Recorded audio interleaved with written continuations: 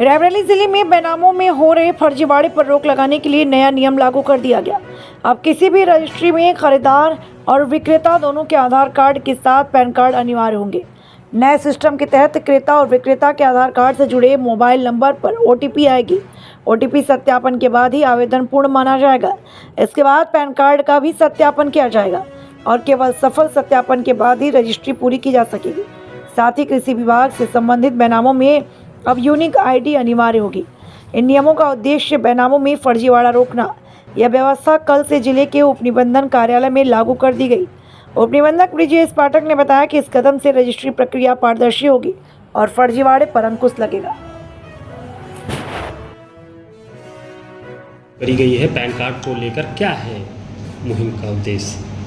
इधर 24 जुलाई से ऑनलाइन आवेदन में शासन के द्वारा कुछ परिवर्तन किए गए हैं। इस परिवर्तन में जो पक्षकार क्रेता और विक्रेता हैं उनका पैन कार्ड के सत्यापन के बाद ही आवेदन आगे बढ़ता है।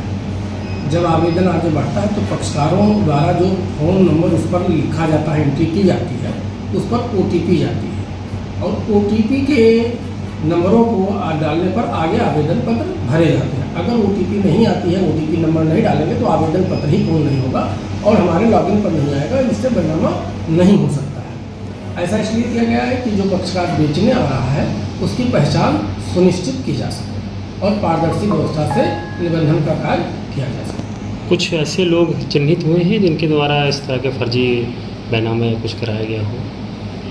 लोग एक प्रकरण संज्ञान में आया था तो उस पर मुकदमा पंजीकृत है और उसमें कुछ लोग जेल में हैं।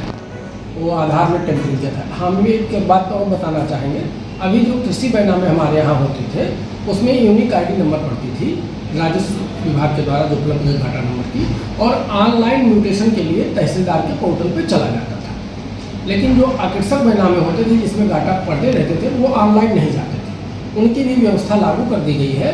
ये डॉक्यूमेंट है, आकर्षक अगर हमारे यहाँ ऑनलाइन भरते हैं और यूनिक ID डालते हैं तो वो भी डॉक्यूमेंट म्यूटेशन के लिए अब ऑनलाइन राजस्व परिषद के पोर्टल के माध्यम से तहसीलदार के पोर्टल पर दिखाई देंगे और ऑनलाइन म्यूटेशन उनका हो जाएगा। ये भी व्यवस्था लागू की गई है कि पक्षकारों को दौड़ना न पड़े और आसान हो।